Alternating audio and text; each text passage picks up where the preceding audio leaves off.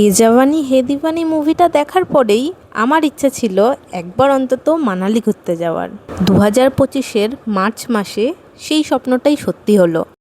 Hi guys, আমরা চলেছি এখন মানালি মানালির পথে, কিন্তু এখন যাব আগে হাওড়া স্টেশন স্টেশন।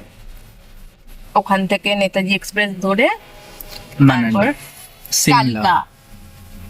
কালকা তারপর দেখা যাক কি হয়। আমাদের তো টয় ট্রেনের টিকিট ওয়েটিং লিস্টে আছে, মনে হচ্ছে কনফার্ম হবে না, তো বাসে করে যেতে হবে। দেখছি ওখানে গিয়ে ঠিক করব। আপাতত যাই, এখন ক্যাবে আছি, ওখানে পৌঁছাই দেখা। ঠিক আছে, কিছুই না, লোকজন দেখছে তাই। পৌঁছাই, তারপরে আবার কথা হবে। টাটা। আমরা পৌঁছে গেছি হাওড়া স্টেশনে। এই যে সামনে দাঁড়িয়ে আছি, এবার ভেতরে ঢুকি। হাওড়া কালকার 9 নম্বর প্ল্যাটফর্মে দিয়েছে, আমরা চলে এসেছি 9 নম্বর প্ল্যাটফর্মের সামনে দাঁড়িয়ে আছি। জানি না আমার কথা ভালো করে শোনা যাচ্ছে না। 9:13 আমাদের ট্রেন দিয়ে দিয়েছে। এই যে জেনারেল বগি, এত মানুষ চলছে ওখানে, আমরা হেঁটে যাচ্ছি। এখানে আমার ভাই আছে, তিনজনের তিন দিকে পড়েছে, দুজনের এক জায়গায়, আমারটা আলাদা। দেখতে হবে কিভাবে কি ম্যানেজ করা যায়।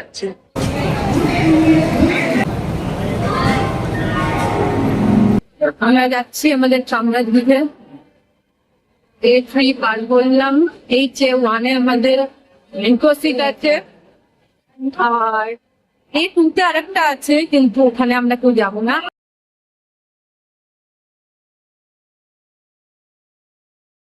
ট্রেন ছাড়ার আর 10 মিনিট আছে।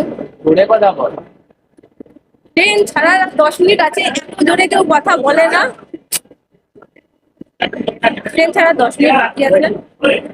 তো আমার ভাই বডি দেখাচ্ছে, বডি ফ্লেক্স করছে, আরো অনেক ফ্লেক্স করবে ওখানে গিয়ে বরফের মধ্যে শুয়ে শুয়ে।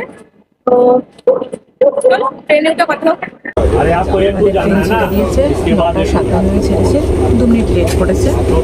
আর আমার এই যে সাইড আপার পড়েছে, আর ওদের দুজনের ওইদিকে একজনের আপার পড়েছিল, আপার বার, আর আরেকজন দাদার সাথে কথা বলে আমরা আপার বার অ্যাডজাস্ট করে নিয়েছি। তো তিনজনেই এখানে এক জায়গাতে আছে H1-এ। এবার আমরা রাতের খাবার খাবো। তার মধ্যে আমরা জল নিয়ে উঠতে ভুলে গিয়েছি, ট্রেন ছাড়ার পর মনে পড়েছে, করার নেই, এখান দিয়ে তো জল নেবে, আপাতত ওটা দিয়ে চালাই, তারপরে পরেরটা পরে দেখছি। বাড়ি থেকে রাতের ডিনার করে এনেছি, মা বানিয়ে দিয়েছে। এটা হচ্ছে লেমন চিকেন আর তার সাথে পরাঠা। এটাই দিয়েই রাতের ডিনারটা কমপ্লিট করব।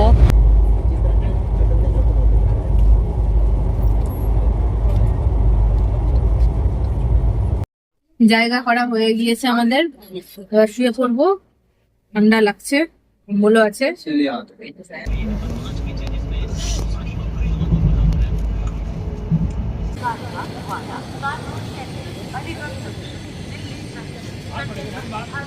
আমরা আছি এখন ফতেপুর স্টেশনে, দেখতেই পাচ্ছেন।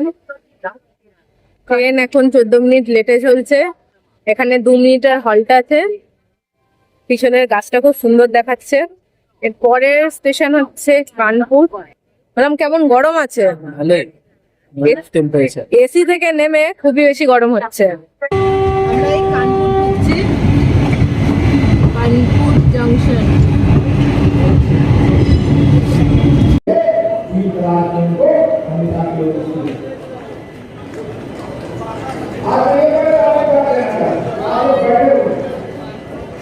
बड़े शहरों में शामिल हुआ करता था। कानपुर जो टॉप मैदान में था। এই যে এই আন্টিটা চলে যাচ্ছেন, এই ভাই একটু হেল্প করে দিচ্ছে। Tata aunty. সব দেখ ইট দেওয়া। এখন আছি সিকোয়াবাদ জংশনে। ট্রেন 40 মিনিট লেট, 4:10-এ ঢোকার কথা, 4:50-এ ঢুকেছে। কুরকুরে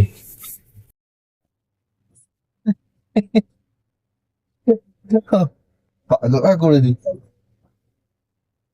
আমার ভাই এখানে পোজ দিচ্ছে, কেন জানি না কি কারণে পোজ দিচ্ছে, দেখছে তো কেউ না, শুধু এই বডি বের করছে।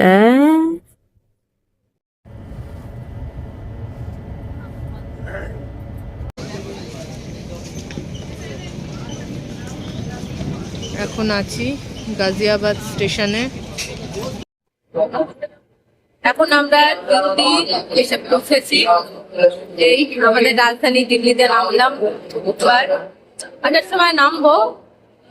যাও, এখন তো কলকাতা নেমেছি। এখানে আর দেখি আশেপাশে দেখিচ্ছে এখানে 15 মিনিটের হল্ট আছে, তো একটু ঘুরে দেখতে পারবো। খাবার দাবার যেগুলো করছে দিল্লি একদম কারেক্ট টাইমে এসেছে। ট্রেন আপাতত লেট চলছিল, তাও এখন ঠিকঠাক শুট করে ঠিকঠাক টাইমে পৌঁছেছে। 9টা 10-এ ছাড়বে।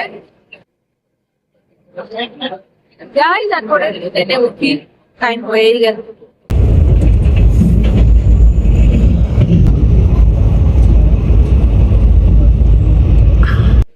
Good morning guys. হাঁটি জাগিয়ে তুলে দিল, দেখলাম চণ্ডীগড় চলে এসেছি আমরা। আর চণ্ডীগড় 1 মিনিট আগেই পৌঁছে গিয়েছে। 1:35-এ ঢোকানোর কথা ছিল, 1:34-এ আমরা চলে এসেছি। ও এখানে 50 মিনিটের হল্ট আছে। একটু বাইরে বেরিয়েছি, এখানে ঠান্ডা আছে, সবাই সোয়েটার পরেছে, আমাদেরও ঠান্ডা লাগছে। এবার সোয়েটার বের করতে হবে, আমাদেরও আর বেশি সময় নেই, আমাদেরও এবার বেরোতে হবে। আমাদের তো 3টে কালকা পৌঁছে যাওয়ার কথা, আপাতত ঠিকঠাক টাইম চলছে, হয়তো টাইমেই পৌঁছে যাব। গত 3 দিন ধরে তো ঠিকঠাক পৌঁছে দিচ্ছে। আজকে হয়তো লেট করবে না, কোনো পর্যন্ত ঠিক আছে, মানে হয়তো ঠিকই থাকবে। আর তো 1.5 ঘন্টা দেখতে দেখতে কেটে গেছে, এবার রেডি হতে হবে। ও এত বড় একটা লং জার্নি আপাতত শেষ হতে চলেছে। এই যে ভাই আতঙ্কবাদীর মতো ঘুরে বেড়াচ্ছে, আর লোকজন ওকে রাস্তা জিজ্ঞাসা করছে এই ট্রেন ওই ট্রেন কোথায়, আর ও বলতে পারছে না, সেটা আলাদা জিনিস।